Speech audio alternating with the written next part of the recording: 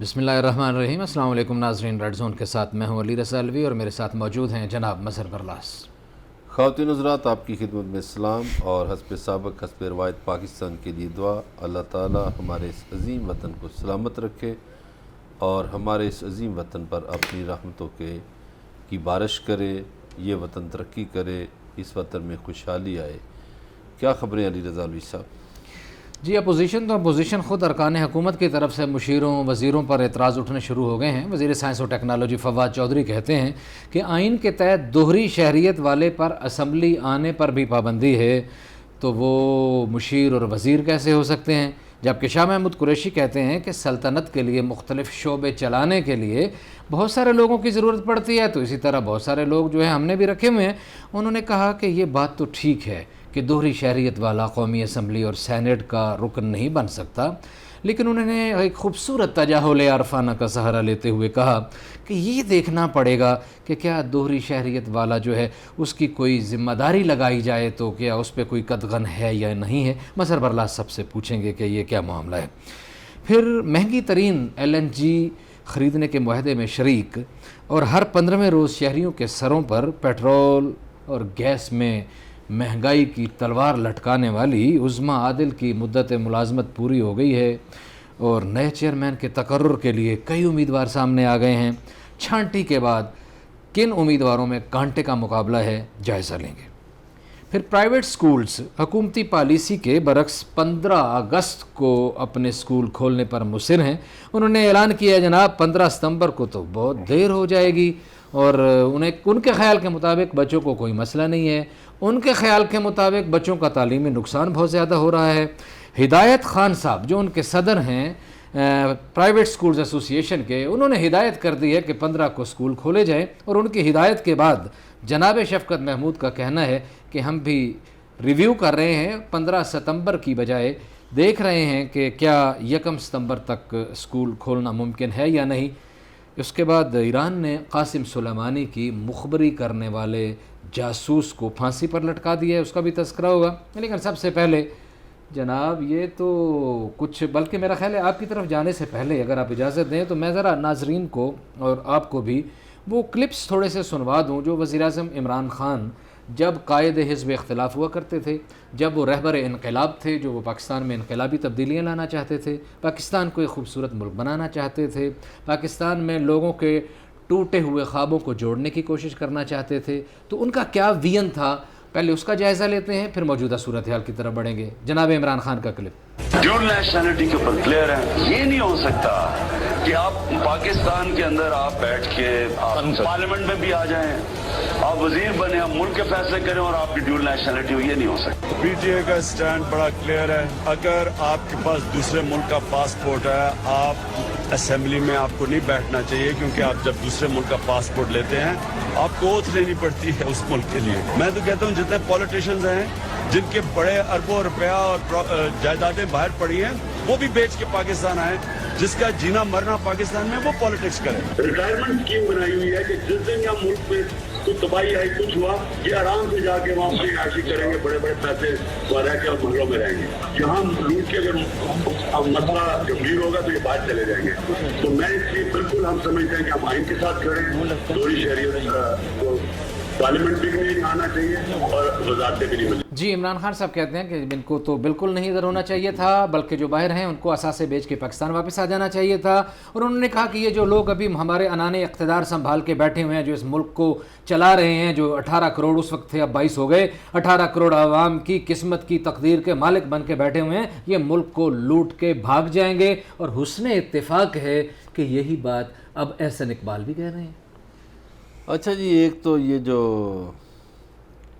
T V camera ہے، جدید technology ہے، اس نے سیاستدانوں کو بالکل بے نقاب کر کے رکھ دیا ہے۔ یعنی پہلے جو ان کا موقف ہوتا تھا وہ اور ہوتا تھا، بعد میں اور ہوتا ہے، اس کے بعد میں اور ہو جاتا ہے، تو ٹی وی کے کیمرے محفوظ کر لیتے ہیں۔ وہ ایک تو میں سمجھتا ہوں کہ یہ بہت اچھی بات ہے کہ ٹی وی کے کیمرے ان کو دکھا دیتے ہیں ان کا اصل چہرہ، مکرنے نہیں دیتے۔ دیکھیے عمران خان کے 3-4 کلپ سنے ہم نے، اور اس میں وہ مختلف جگہوں پر دعوے کرتے پائے گئے، اور پھر اپنے پاسپورٹ کی عزت کا دعویٰ بھی شامل تھا اس میں، اور یہ بھی تھا کہ جو سیاستدانوں کی جائیدادیں دولت باہر پڑی ہے وہ ملک میں لے آئیں تاکہ ملک جو ہے وہ ترقی کرے۔ بالکل ٹھیک ہے۔ تو گزارش یہ ہے کہ ایک تو وزیر اعظم صاحب کو یہ کلپ سننے چاہیے خود بھی، اور پھر اس کے بعد آئینے میں اپنی شکل بھی دیکھنی چاہیے کہ یہ میں نے ہی کہی تھی باتیں۔ دیکھیے ہمارا جو مذہب ہے نا علوی صاحب، اور دنیا کی اعلیٰ اخلاقیات جو ہے وہ اس بات پر زور دیتی ہیں کہ آپ کے قول و فعل میں تضاد نہیں ہونا چاہیے، ٹھیک ہے جی، جو آپ کہتے ہیں وہ آپ کرتے ہوں، آپ کا عمل جو ہے وہ بولتا ہو کہ جو آپ نے کہا یہ وہی ہے۔ ایسے ہی ہے۔ وہ بدقسمتی سے اگر پچھلے سیاستدانوں میں قول و فعل کا تضاد تھا تو عمران خان میں بھی ہے، اور شاید پچھلی حکومتوں میں تو اتنی بڑی تعداد میں ڈوئل نیشنل بڑے عہدوں پر نہیں تھے جس حکومت میں ہیں۔ ایسے ہی۔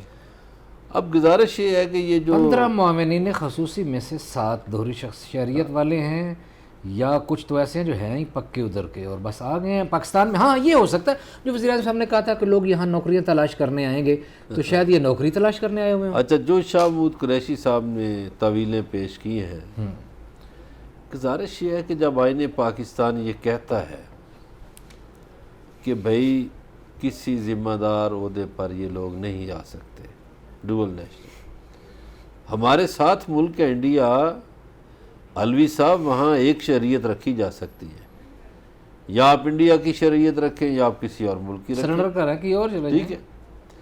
پاکستان میں دوہری شریعت کی بیماری ہے، لیکن چلو عام لوگ رکھیں، خیر ہے۔ ایک ذمہ دار عہدے پر جہاں آپ نے فیصلے کرنے ہیں، میں تو کہتا ہوں کسی جج کی، کسی جرنیل کی، کسی وزیر کی، کسی مشیر کی، کسی ایم این اے، سینیٹر، یا کسی اہم رکن کی، یا کسی اہم عہدیدار کی، یا سول بیوروکریٹس کی دوہری شریعت نہیں ہونی چاہیے، ٹھیک ہے۔ اور آج ہی سے اس پر عمل ہو، سپریم کورٹ آف پاکستان اس پہ ایکشن لے، اور جتنے دوہری شریعت والے ہیں وہ فارغ کریں۔ یہ جو سول بیوروکریٹ ہیں یہ بھی پتہ نہیں 22,000 کے 2200 کتنے ہیں جو دوہری 22,000 شریعت، سے زائد ہے۔ ہاں جی، دوہری شریعت کے مالک ہیں۔ تو علی رضا علوی صاحب یہ کس کے خدمت گار ہیں، کس کے وفادار ہیں؟ یہی سوال ہے، یہی سوال ہے، جس نے کسی اور کی وفاداری کا حلف اٹھایا ہوا ہے، اور یہاں ہماری سیکیورٹی پہ جو تعینات ہے بندہ وہ امریکہ کا شہری ہے، جس کی فوجی ہماری تنصیبات تک تو ہے یا نہیں وہ تو ان کو پتہ ہوگا، لیکن ان میٹنگز تک اس کی رسائی ہے، اہم فائلوں تک، اہم ڈاکومنٹس تک، اور اس کے علاوہ بھی تو اچھا پھر ایک اور اس پہ اپوزیشن نے ایک اور بڑا نقطہ اٹھایا کہ ان لوگوں نے رازداری کا حلف بھی نہیں اٹھایا ہوا۔ مظہر برلاس صاحب، یہ میرے اور آپ کے لیے اور اس پاکستان کے 22 کروڑ عوام کے لیے بڑی تکلیف دہ بات ہے، قطع نظر کسی پارٹی افیلیشن کے یا ہمدردی کے، اچھا جی، کہ ہمارا ملک چلانے والوں نے یہاں کے ملک کی فائلوں کو وہ دیکھ رہے ہیں، لیکن انہوں نے حلف نہیں اٹھایا ہوا کہ ہم راز رکھیں گے۔ واہ واہ، سبحان اللہ، یہ حلف ہی نہیں ہے جی راز جی رکھیں جی گے۔ جی۔ اور دوسری بات یہ ہے کہ جو یہ طویل دی جاتی ہے کہ جی ماہرین ہے اور فلانا ہے، وہ یار یہ جو 22 کروڑ لوگ ہیں ان میں سے کوئی بندے کا پتر نہیں ملتا، کوئی اس قابل نہیں ہے 22 کروڑ میں کہ آپ امریکہ سے لے آئیں بندے، انگلینڈ سے لے آئیں اور ملکوں سے لے آئے ہیں، اور خدا کے لیے اس ملک پہ کوئی رحم کرو، کوئی کرم کرو۔ کیا ملک آپ لوگوں کے ہتھے چڑھ گیا ہے، اور کدھر سے یہ لوگ آ گئے ہیں، ان کا رشتہ کیا ہے اس ملک سے؟ کچھ بھی ایک بریف کیس لے کر آئے ہیں، حکومت جائے گی بریف کیس اٹھائیں گے چلے جائیں گے۔ ہمارے پاس تو ایسے اس میں وزرائے سے اعظم آتے رہے ہیں۔ کچھ مشیر ایسے ہیں جن کی پاکستان میں کوئی جائیداد ہی نہیں۔ تو عمران خان صاحب کا یہ جو کلپ ہے کہ جائیدادیں باہر سے لائیں، تو اپنے مشیروں سے کہیں نہ لائیں۔ مظہر برلاس صاحب اگر اجازت دیں تو میں وہ لسٹ ایک دفعہ پھر فواد چودھری، آپ لسٹ پڑھیے گا لیکن فواد چودھری پہ بات کر لیں۔ فواد چودھری کو آپ اچھا کہیں برا کہیں، لیکن زبردست آدمی ہے۔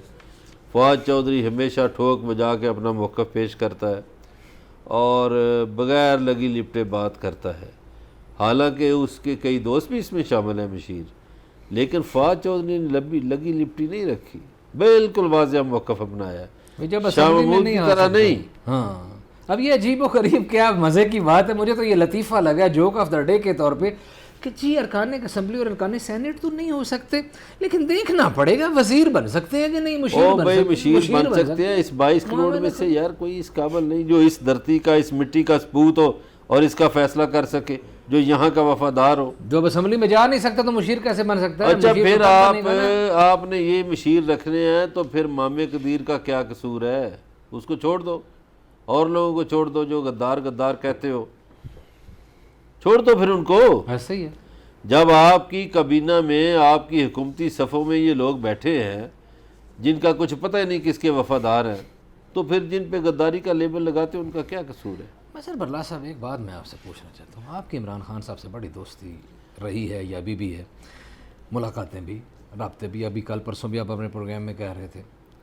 مجھے یہ بتائیں, ایک واقعی میں کوئی طنز نہیں کر رہا, بڑی ایک سنجیدہ سی بات ہے پاکستانی شہری ہونے کے ناطے, کیا وزیر اعظم عمران خان جب یہ باتیں کر رہے تھے, اب انہوں نے کیا کچھ اور ہے, دو باتیں ہیں, کیا ان کو اپنے اس کیے پہ کوئی ندامت ہے کہ یار میرے قول و فعل میں تضاد ہے, اور دوسری بات یہ ہے کہ جب وہ باتیں کر رہے تھے تو کیا وہ یہ سمجھتے تھے کہ یہ باتیں برائے باتیں ہیں؟ ہوتا ہے نا, ایک ہم یہاں بات کرتے ہیں ایک دن, اگر ہم 2-4 دن, ہفتہ 15 دن کے بعد وہی اسی بات کی بالکل اگینسٹ بات کریں اور ہماری کیا حیثیت, ایک بات ہے تو ہمیں شرم محسوس ہوگی کہ یار یہ بات ہم نے ایک دن پہلے دن کی تھی. وہ جب الیکشن کے حوالے سے نجم سیٹھی عدالت میں لے گئے تھے تو انہوں نے کہا تھا وہ تو ایسے ہی میں نے سیاسی بات کی تھی, ایسے تو یہ ہو سکتا ہے ایسے کی ہوں. لیکن اب عمران خان کے گرد ایسا ہجوم اکٹھا ہے جو کیا کہتے ہیں, مجھے ان کی بیوقوفی کی سمجھ نہیں آتی, ان کی عقل پہ پردے پڑے ہوئے ہیں. یہ جی فلاں صاحب ہے, یہ آکسفورڈ سے پڑھا ہوا ہے, یہ جی فلاں صاحب ہے, یہ کیمبرج سے پڑھا ہوا ہے, یہ فلاں صاحب ہے, یہ پینسلوینیا سے پڑھا ہے, یہ فلاں صاحب ہے, یہ ہارورڈ سے پڑھا ہے. او بھئی یہ بیرونی یونیورسٹیوں سے پڑھنا کو قابلیت کی علامت ہے؟ کوئی قابلیت کی علامت نہیں. آپ کے پاس, جس کے پاس پیسے تھے, افورڈ کیا, وہاں سے پڑھ لیا. وہ اس ملک میں جو لوگ رہتے ہیں, جن کے مسائل ہیں, جن کو مسائل کا پتہ ہے, مسائل کا ادراک ہے, ان کو آپ عہدوں پہ لائیں, اور جو اس ملک کے شہری ہوں, اس ملک کے وفادار ہوں. آپ نے جو لوگ لائے اور جنہوں نے رازداری کا حلف بھی نہیں اٹھایا, تو بھائی صاحب پھر ہم جب اپنی صفوں میں غدار ہوں, کس کا رونا روئیں, کس کے سامنے روئیں؟ اس ملک کے ساتھ کیا ہو رہا ہے؟ اور بھیجو یہ نمونے جو اکٹھے کیے ہیں, نمونے ہی ہیں نا, یہ کون ہے یہ مشیر جتنے ہیں, سارے ایک تو ایک بعد نمونہ, شکلیں ان کی دیکھیں. آپ نے وہ نمونے والی بات کی, اور یہی بات ایک اپوزیشن رہنما نے بھی کی ہے کہ مہمان اداکار یہاں اداکاری کے لیے آئے ہوئے ہیں اور اپنی اداکاری کا ٹینیور پورا ہونے کے بعد بھاگ جائیں گے. اور یہ بات بھی بالکل درست ہے کہ جن لوگوں کو پاکستان کا پتہ ہی نہیں ہے, اگر اس پہ فخر کیا جائے کہ وہ فلاں یونیورسٹی سے پڑھ کے آئے اور ساری زندگی وہیں رہے ہیں, تو یہ بیان, یہ بات بذات خود اس بات پہ ایک اقرار ہے کہ بھائی ان کو پاکستان کے عوام کا کوئی پتہ نہیں ہے, ان کے مسائل کیا ہیں. تو جب کوئی پتہ نہیں ہے تو اس کا نتیجہ بھی ہم بھگت رہے ہیں. بات چیت کا سلسلہ جاری ہے, ہمارے ساتھ رہیے گا, ملتے ہیں ایک بریک کے بعد.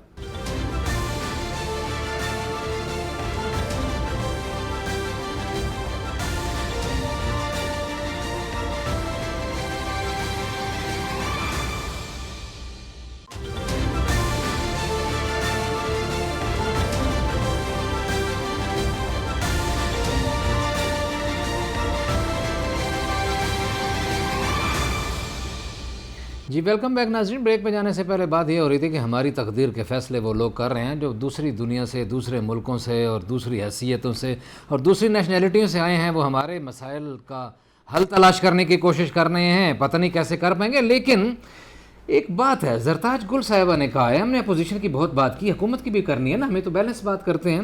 زرتاج گل کہتے ہیں بھائی شکر ادا نہیں کرتے ہو, یہ تاریخ کی پہلی حکومت ہے جس نے اپنے اثاثے بھی بتا دیے, اپنے بندے بھی بتا دیے, باہر سے آئے ہوئے ہیں. آپ نے اس سے پہلے دیکھا, ایک تو یہاں الحمدللہ ہمیشہ بھی بیان ہوتا ہے نا, کہتے ہیں تاریخ میں پہلی بار ایسے ہوا, پاکستان کی تاریخ میں. یوں لگتا ہے پوری پاکستان کی تاریخ کھنگال کے بیٹھے ہوئے ہیں. اچھا تو پہلے نہیں کبھی ہوا یہ کام؟ کیا یہ دفعہ ہوا ہے؟ ہر دفعہ ہوتے ہیں ایسٹس، کتنی دفعہ شو ہوئے ہیں الیکشن کمیشن میں اپنے ایسٹس کی جو ہے تفصیلات جمع کرانا ان کو. بس یہ سوشل میڈیا پہ جو ان کو آتا ہے نا وہی کہہ دیتے ہیں.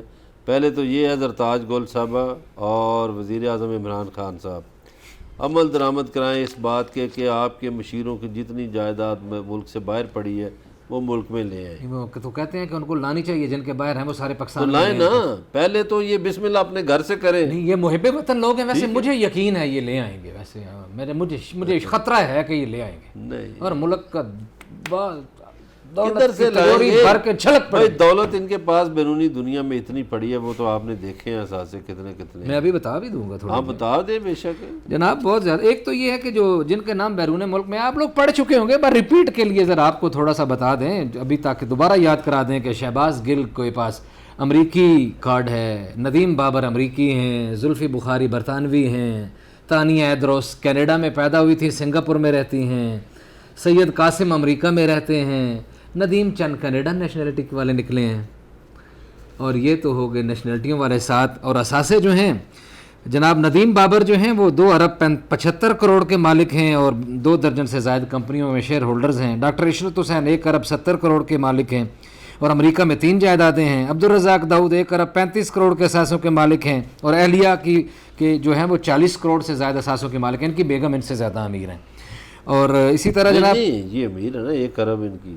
ہاں نہیں، ہاں 1 ارب 35 کروڑ کے اثاثوں کے یہ مالک ہیں اور 40 کروڑ بیگم کے نام دیے ہوئے ہیں. وہ 1 ارب والا مس ہوا. ذوالفقار بخاری صاحب کی اٹک میں زمین 1300، چلیں یہ تو آبائی زمین ہوگی، لیکن اسلام آباد میں 30 سے زائد کنال، 1 کنال کے پلاٹ بھی ہیں ان کے. اسلام آباد میں 30 سے زائد 1 کنال کے پلاٹ. مظہر اللہ صاحب یہاں قبر کے لیے پتہ ہے کیا ریٹ ہے؟ 1 لاکھ روپیہ لگتا ہے ایک قبر لینے کے لیے، اور H8 میں قبر بھی نہیں ملتی قبرستان میں. کتنے ہو گئے 30 پلاٹ؟ 1 کنال کے 30 پلاٹ بھائی جان، 2 4 کروڑ کا تو ہوگا نا کم از کم بھی. وہ تو پھر ورتھ ہے. F7 والے کا کیا ریٹ ہے، F8 والے کا کیا ہے، بنی گالا والے کا کیا ہے. تو چلو یہ 2 ارب کے والا کا یہ ہو گیا، بڑا کم قیمت لگائیں. ٹھیک ہے جی. 2 ارب کے تو بن اور گئے. برطانیہ میں 48 لاکھ پاؤنڈ سے زائد کا ایک فلیٹ بھی ہے اور 4 لاکھ 4.25 لاکھ پاؤنڈ کا سامان جس میں ہے فرنیچر ہے. 6 کمپنیوں کے شیئر ہولڈر ہیں. حفیظ شیخ 30 کروڑ سے زائد کی کمپنیوں کے ایسٹس کے مالک ہیں. 2 کروڑ کی زرعی زمین کے مالک ہیں، تگڑے زمیندار ہیں. اور جناب 13 کروڑ کا گھر ہے ان کی اہلیہ کے نام. ٹھیک ہے جناب. اور لیفٹیننٹ جنرل عاصم سلیم باجوہ صاحب 8 رہائشی اور کمرشل اور زرعی جائیدادوں کے مالک ہیں. 15 کروڑ سے زائد کی جائیدادیں ہیں ان کی جناب. اور خاندانی کاروبار میں 31 لاکھ کے شیئر ہولڈر ہیں، اہلیہ کے نام پر ہیں. کچھ 3 اکاؤنٹس، 2,92,000 روپیہ اکاؤنٹس میں ہے. یہ تو خیر کوئی اتنی بڑی اماؤنٹ نہیں ہے، 4,000 سے زائد امریکی ڈالر ہے. پھر جناب ڈاکٹر شہباز گل امریکی گرین کارڈ ہولڈر صاحب کی کل مالیت اثاثوں کی 11 کروڑ 85 لاکھ ہے اور ان پر 2 کروڑ 42 لاکھ کا قرضہ بھی ہے جو ان کے ذمے ہے. احتساب اکبر شہزاد اکبر صاحب 10 کروڑ کے زائد سے اثاثوں کے مالک ہیں. ندیم چند 1 کروڑ 21 لاکھ کے مالک ہیں. ارباب شہزاد ارباب جو ہیں کل مالیت 12 کروڑ 73 لاکھ روپے ہے. شہزادہ سید قاسم کی پاکستان میں موجود جائیدادوں کی مالیت 97 لاکھ. امریکہ اور متحدہ عرب امارات میں 6 جائیدادوں کی مالیت لاکھوں ڈالر میں. 97 لاکھ بھی تو کوئی ایسی اماؤنٹ نہیں ہے جو جتنے سارے پاکستان میں. یہ گزارش یہ ہے، ایک اور بندہ رہ گیا اگر اجازت دے دیں تو اس کا بھی ذکر ہو جائے. ڈاکٹر ثانیہ نشتر، ان کے پاس 6,47,853 روپے کی رقم اپنے اکاؤنٹ میں ہے اور ان کے شوہر غالب نشتر کے نام پر موجودہ اکاؤنٹس میں 1 کروڑ 41 لاکھ 62,000 روپے. لیکن یہ ایک بہت بڑے گھرانے کی ہیں سردار عبدالرب نشتر کی، تو یہ تو کوئی ایسی انجسٹیفائڈ اماؤنٹ نہیں لگتی مجھے. باقی ساری صورتحال آپ دیکھ لیں. نہیں ان کے پاس ہے بھی نہیں. ہاں جی کوئی اتنا ہے بھی نہیں. ثانیہ نشتر کے پاس ہے بھی نہیں جی.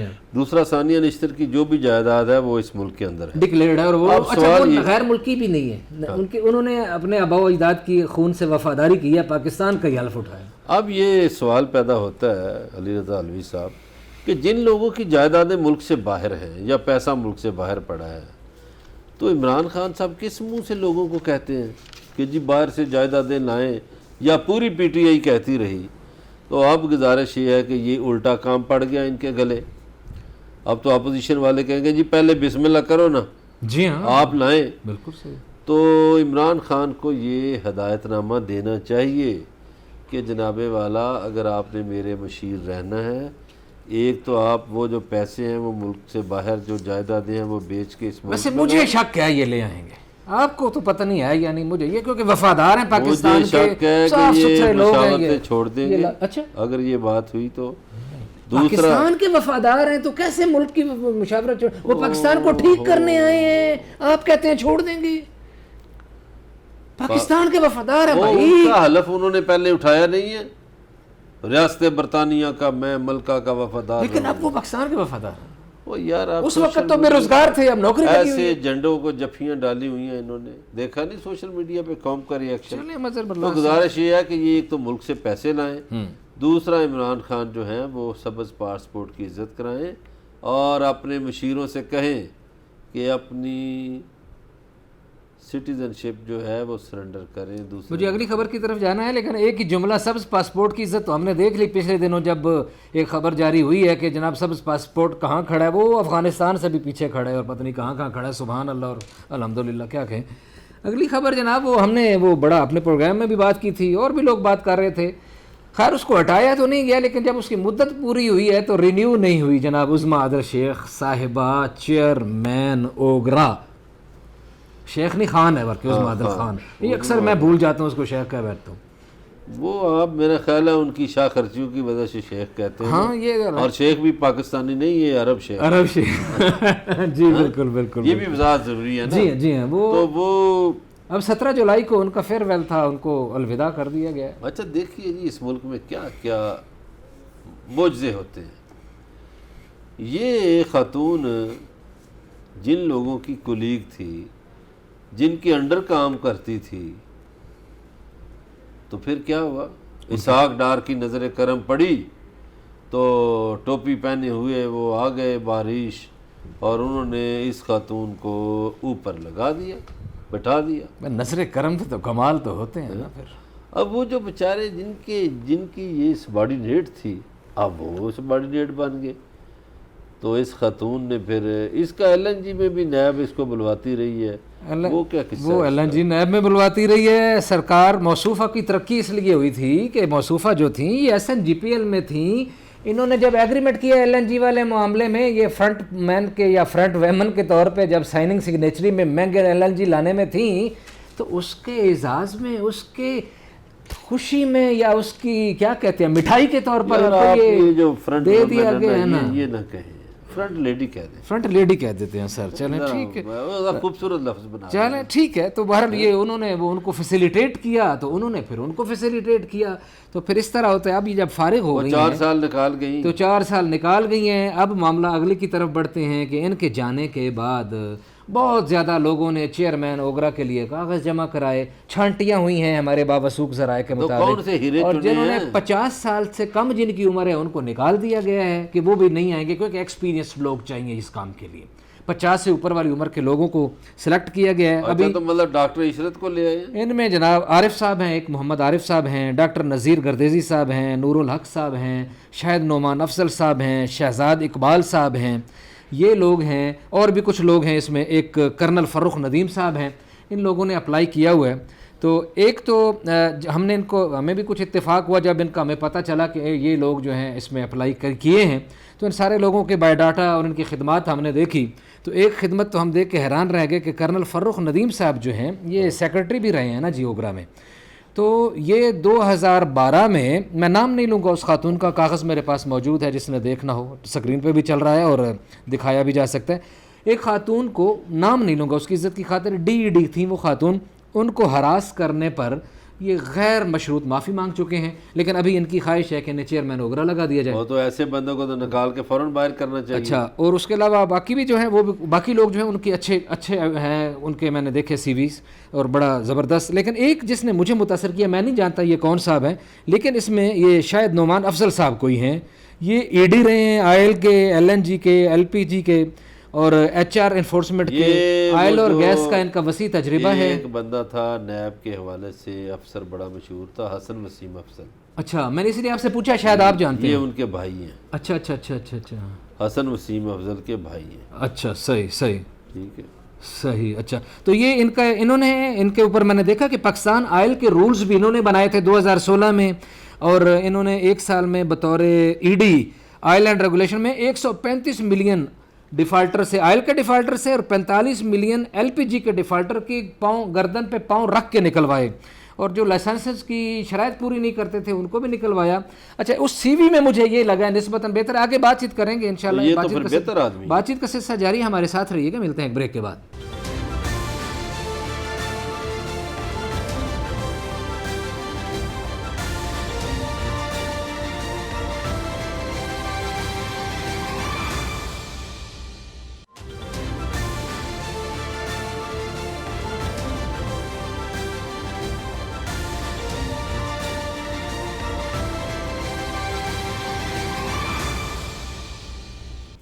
वेलकम बैक नाज़रीन। ब्रेक पे जाने से पहले बात हो रही थी ओगरा के हवाले से, नई तैनातियों के हवाले से।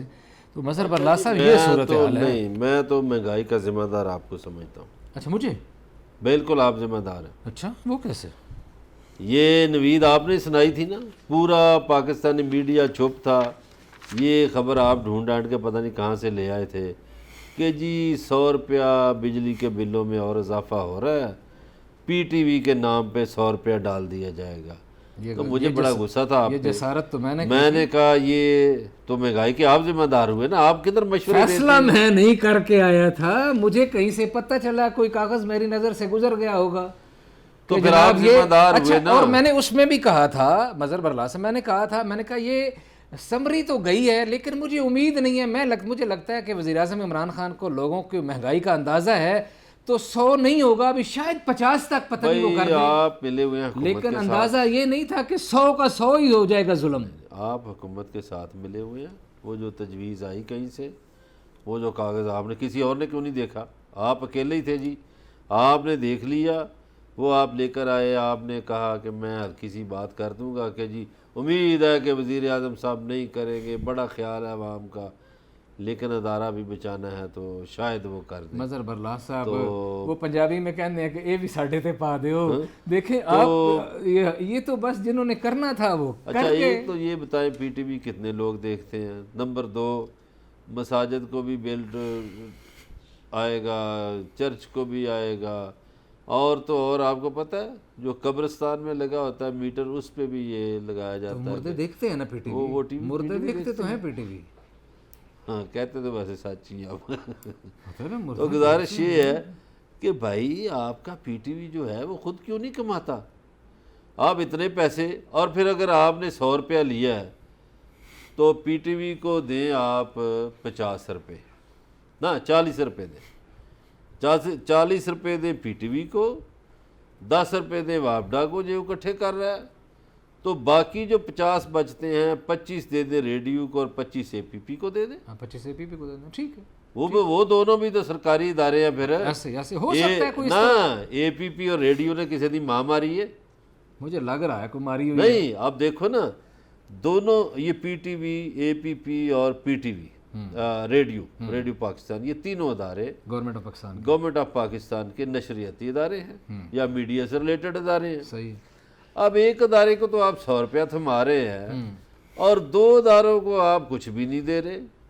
तो गुजारिश ये है, इंसाफ का तकाजा ये है कि आप 100 में से 40 रुपये दे दें PTV को, 25 रुपये दे दें APP और रेडियो पाकिस्तान को, ताकि उन दो इदारे जो हैं उनके हालात भी बेहतर हो जाएं। सही है, ठीक है, ठीक है। और वो 2 इदारे बोझ नहीं है। PTV तो बोझ है ना बना हुआ, ऐसे ही वो 2 इदारे काम कर रहे हैं, रेडियो भी काम कर रहा है और APP भी काम कर रहा है। सही है। और PTV की तरह नखटू नहीं उन्होंने बैठाए हुए। ऐसे APP तो उनका प्योर प्रोफेशनल न्यूज़ ऑर्गेनाइजेशन है ना, जिसमें एंटरटेनमेंट नहीं है, काम ही खबर देना। APP ने एक अच्छा काम किया कि उन्होंने जाली संदों वाले लोग निकाल दिए थे। रेडियो पाकिस्तान को चाहिए कि वो जाली संदों वाले लोग निकाल दें। लेकिन अभी आपने बात छेड़ी है तो मुझे किसी ने बताया कि APP में जो उन्होंने नया मिनिस्टर वो लगाया ना, MD, वो पहले तो मुजाहरे जारी थे और लोग वो यूनियन वालों ने काम शाम रोका हुआ था, सारा अफरा तफरी मची हुई थी। तारक खान को लगाया था और ED लगाया गवास खान। तो उन दोनों खवानीन ने मिल के APP की शक्ल बेहतर कर दी है। मुझे मेरे पास इतलात कुछ इस तरह की आई हैं। अच्छा, अब एक और माजी की भी बात सुन लें। देखिए, किसी का क्रेडिट कोई दुनिया से चला भी जाए तो देना चाहिए। मरहूम अजहर सुहेल बहुत बड़े सहाफ़ी थे पाकिस्तान के, उन्होंने ये बिल्डिंग बड़ी शानदार बनाई। उससे पहले APP भूत बंगला होता था, ऐसा ही है, तो ये शानदार बिल्डिंग अजहर सुहेल साहब ने बनाई बिल्कुल ऐसा ही बेनज़ीर भुट्टो के के दौर दौर में। इसमें फिर एक और अच्छे आदमी का भी नाम फिर ले लिया जाए, आफ्ताब साहब एक बड़े ज़बरदस्त दबंग आदमी थे, उनका भी बड़ा रोल है इसको बड़े अच्छे अंदाज में बनाने में, मुझे पता चला।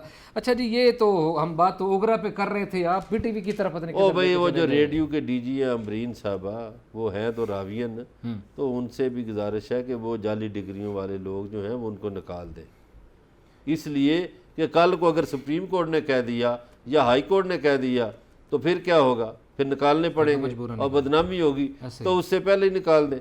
इसमें वैसे जो ऐसे आपने बात की कि APP नंबर लेके उन्होंने बहुत ज़्यादा लोगों को निकाल दिया इस हवाले से। मैं तो उनसे और तमाम बाकी मिलता इदारों को रहता हूँ जैसे मीटिंगों में, वो एक तो रावियन भी हैं, अच्छा, तो अच्छी खातून है, अच्छी अफसर हैं, गुड गुड। और उन्हें चाहिए कि एक दानेदार अफसर के तौर पर, एक अच्छी अफसर के तौर पर जो जालसाज लोग हैं उनको बाहर निकालें, ताकि जो असल लोग हैं उनको काम करने का मौका मिले।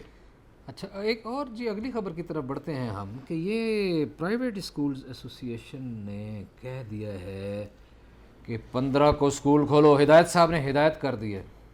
वो यार कहते हैं मैं बच्चों का बड़ा नुकसान हो रहा है भाई। आपको पता है मैं प्राइवेट स्कूलों के बहुत ख़िलाफ़ हूँ, प्राइवेट कॉलेजों के। सही है, मेरा तो इख्तियार नहीं है, बस नहीं है, मैं हुकूमत में शामिल नहीं हूँ, बस चले तो मैं सुबह से पहले इनको ताले लगवा दूँ, इसलिए कि इन्होंने तालीम को तजारत बनाया, ये लोगों को ये ठग गए बेसिकली। ये जो लोगों को तो SOP सुनाते हैं ना, आप हुक्मरान भी सुनाते हैं, इन्होंने कौन से SOP पे अमल किया है? ये प्राइवेट तालीमी इदारे जितने हैं, ना किसी के पास लेबॉर्ट्री है, ना किसी के पास ग्राउंड है, ना सहूलतें मौजूद हैं, लोगों से पैसे ले रहे हैं, नोटिस भेज रहे हैं, पैसे दे जाओ, पैसे दे जाओ, और काम ही कोई नहीं है। अभी वो कह रहे हैं कि हम SOPs पर बड़ा सख्ती से अमल करेंगे, तमाम क्लासरूम्स को सैनिटाइज़र किया जाएगा, बच्चों को सोशल डिस्टेंसिंग पे रखा जाएगा और बड़े अच्छे तरीके से पढ़ाया जाएगा। कहते हैं हमें बहुत फिक्र है। हमारा जो पिछला हमने बात की थी, अच्छा आप सैनिटाइज कर लें कमरों को, 2-2 कमरों की तो यूनिवर्सिटी है, किसको सैनिटाइज करना है इन्होंने, इनका कौन सा और इतना जो बच्चे खर्चा वैगनों में धक्कम पेल होके जाते हैं उनको कौन सोशल डिस्टेंस पे बिठाएगा? जो वैगनों पे अमीर क्या लोग हैं अपनी होगा? गाड़ियों पे तो भेज देंगे। अच्छा वैगनों पे क्या होगा फिर? बच्चों को जो देखिए, बच्चों में कुव्वत मदाफत कम है, बूढ़ों में भी कम है, ऐसा ही है। तो आप क्यों उनको डालना चाहते हैं मुसीबत में? क्यों इस कोरोना की बीमारी को बढ़ाना चाहते हैं? लेकिन मजहर भला साहब, आपको पता है कि हमने हमेशा यार स्कूल ज़रूरी है या ज़िंदगी? लेकिन दूसरा जो सेकंड ओपिनियन है, आपको पता है हमने हमेशा सेकंड नैरेटिव की, सेकंड ओपिनियन को बिल्कुल प्रमोट किया है। हमारा ही क्लिप हमारे किसी दोस्त ने मुझे भेजा और उन्होंने साथ वॉइस मैसेज भेजा। उन्होंने कहा जनाब हमें आपसे ज़ाती दोस्ती बड़ा एहतराम है, मेरे 3 स्कूल थे, एक बंद हो गया है, बिल्डिंग्स के किराए मांग रहे हैं लोग और वो हमारे साथ एफिडेविट कर रहे हैं, असातिज़ा जो है उनको हमने तनख्वाहें देनी है, वालदैन जो हैं वो फीसें नहीं दे रहे, तो गवर्नमेंट हमारे साथ कोई सपोर्ट नहीं कर रही। तो ये मामला आप क्यों नहीं उठाते? आप लोग जो है आप कह रहे हैं कि एजुकेशन माफिया ने ब्लैकमेल कर लिया गवर्नमेंट को, ये हम पे उन्होंने सवाल उठाया, जो उन्होंने हम पे सवाल उठाया वो मैं आपके आगे रख रहा हूँ।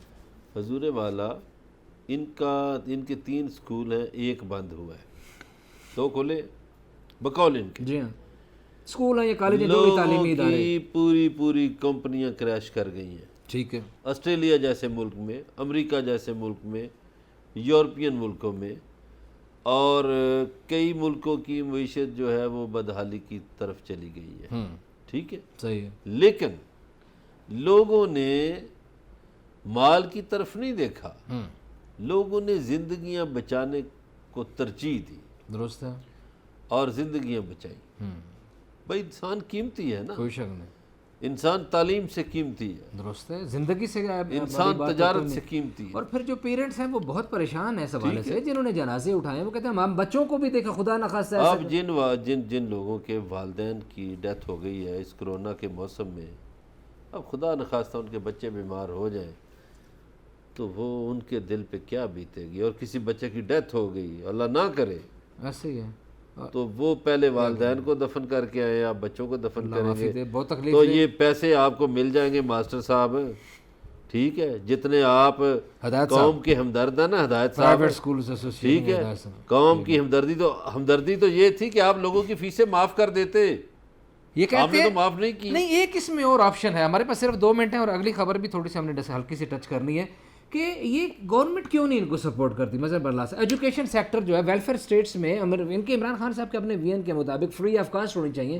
گورنمنٹ جو ہے وہ فیل ہو گئی. پرائیویٹ لوگوں نے اگر یہ کر دیا, ایجوکیشن کا بیڑا اٹھایا ہے, ان کے نیریٹو کی ترجمانی کر رہا ہوں میں, جو پرائیویٹ اسکولس والے ہیں وہ کہتے ہیں کوئی ہمیں سپورٹ کر دیں, ہمیں کرایوں میں سپورٹ کر دیں, ہمیں کوئی گورنمنٹ فنڈنگ میں کچھ ہیلپ کر دے, کچھ اس طرح کا کر دے, مالکان کو مجبور کر دے, مالک اونرز جو ہے بلڈنگز کے کہ وہ کرایہ نہ لیں. کچھ بھی تو نہیں کر رہی نا گورنمنٹ ادھر بھی. سبحان اللہ.